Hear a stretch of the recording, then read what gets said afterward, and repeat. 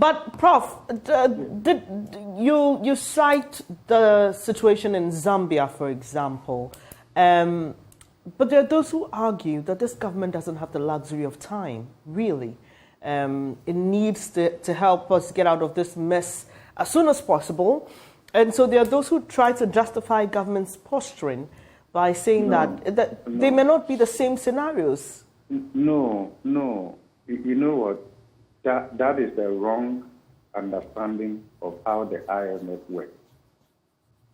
When the IMF reached staff-level agreement with the government, they were very clear that there were certain prior actions that needed to be met before the staff-level agreement will go through management approval and the board approval.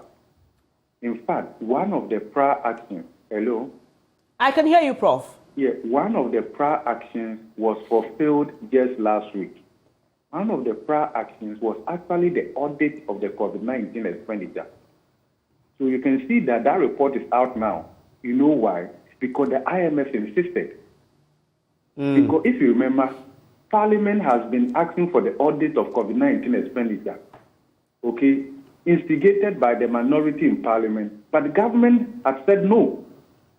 But thankfully, and that is why we often say that, look, it's good for the IMF to be in town, because when they are in town, some government becomes a bit more accountable than when more accountable to the IMF and the World Bank than their own citizens.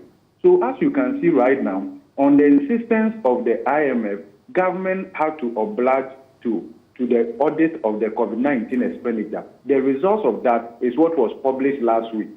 So whilst we are all seeing the gaps in how payments were made for vaccine that never got delivered, COVID expenditure that were actually rechanneled to budget support, it's difficult to find where that is and the rest of them. I think the credit now can go to the IMF for insisting on this. The other prior action, and I have been very critical of the IMF, but I think at this level, we can commend them, because this is something that we had asked for ourselves, and our government never respected that. But now with the IMF, and given that the government needed an IMF program, they agree, right?